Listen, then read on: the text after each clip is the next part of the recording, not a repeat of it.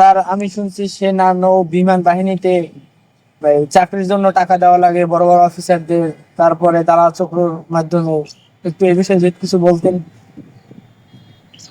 আসলে এরকম ধারণা সমাজে প্রচলিত আছে যে বিভিন্ন বাহিনীতে, যেমন বাংলাদেশ সেনাবাহিনী, নৌবাহিনী, বিমান বাহিনী, বিজিবি, দেন আনসার সহ যে কোনো বাহিনীতে টাকার বিনিময়ে ঊর্ধ্বতন কর্মকর্তারা চাকরি দিয়ে থাকে।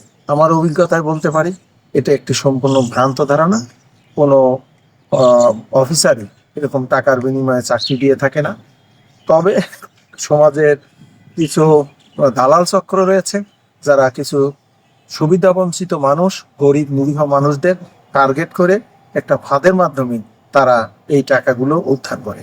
এর সাথে যারা ভর্তি কার্যক্রমের সাথে বিভিন্ন বাহিনীতে জড়িত থাকে তাদের কোনো সম্পৃক্ততা আছে বলে আমি মনে করি।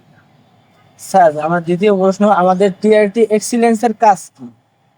আমাদের টিআরটি এক্সিলেন্স একটি ব্যতিক্রমধর্মী উদ্যোগ নিয়েছে যেন সমাজের যারা যোগ্য মানুষ, যোগ্য যুবক এবং যুবতীরা বিভিন্ন বাহিনীতে যেন চাকরি করার সুযোগ পায়। আমাদের কাজ হলো যারা যে সমস্ত ছেলে মেয়ে সামান্য শারীরিক যোগ্যতার অভাবে তারা পরীক্ষার কোনো একটা পর্যায় থেকে বাদ পড়ে যায়, তাদেরকে সেই জায়গা যোগ্য করে তোলা, সাথে সাথে আবার তাদেরকে মানসিকভাবে এবং যোগ্য করা যেন তারা লিখিত পরীক্ষায় যে সময় তারা অংশগ্রহণ করে সেই জায়গায়ও যেন তারা ভালো করতে পারে। এবং পাশাপাশি আরেকটা কাজ হলো যারা বিভিন্ন ধরনের ভাইভা হয়, মানে সেই ভাইভাতে যেন তারা নিজেকে সুন্দরভাবে উপস্থাপন করতে পারে, সেই কাজটা টিআরটি এক্সিলেন্স তাদের মাধ্যমে এটা করে থাকে এবং আমরা সেটা ইনশাল্লাহ করব।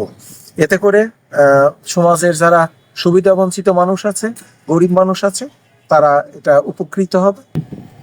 আমাদের টিআরটি এক্সিলেন্সের পক্ষে উপদেশ হলো একটাই, আমার অভিজ্ঞতা বলতে পারি, কোনো প্রকার দালাল চক্রের সাথে সম্পৃক্ত হওয়া যাবে না। দালাল চক্র থেকে দূরে থাকতে হবে, নিজেকে যোগ্য করতে হবে। নিজেকে যোগ্য করার মাধ্যমে এটা তোমাদেরকে সেই নিজের জায়গাটা নিশ্চিত করতে হবে এবং ধরে নিতে হবে। ইংরেজিতে একটা কথা হচ্ছে, ফার্স্ট ডিজার্ভ দেন ডিজায়ার।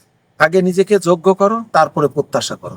এটা যদি করতে পারো তাহলে ইনশাল্লাহ তোমরা যে কোনো বাহিনীর জন্য, যে কোনো চাকরির জন্য নিজেকে যোগ্য করে তুলতে পারবো। আরেকটা কথা হলো, আমাদের সমাজে একটা প্রচলিত ধারণা আছে, আমার তো অমুক তারিখে আমার পরীক্ষা, এই পরীক্ষার 10-15 দিন আগে আমি কোনো জায়গায় যদি একটু ট্রেনিং নেই বা বলে আমি টেকনিক গুলো শিখি, আমার মনে হয় যে পরীক্ষায় আমি ভালো করতে পারবো।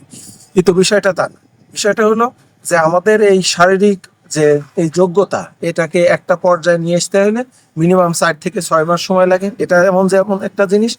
আবার আমাদের মানসিক পরিপক্কতাও কিন্তু এই 10-15 বা 20 দিনের মাধ্যমে মানসিক পরিপক্কতা আসে না। মানসিক পরিপক্কতা আসার জন্য একটি নির্দিষ্ট সময় পর্যন্ত মেন্টাল এক্সারসাইজ করতে হয় এবং নিজেকে সেইভাবে যোগ্য করতে হয়। নিজেকে বিভিন্ন ধরনের পরিসংখ্যান দিয়ে, বিভিন্ন তথ্য দিয়ে, উপাত্ত দিয়ে সমৃদ্ধ করতে হয়।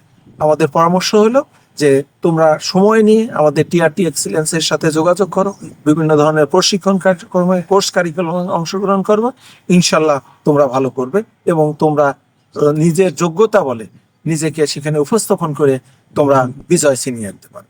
ধন্যবাদ।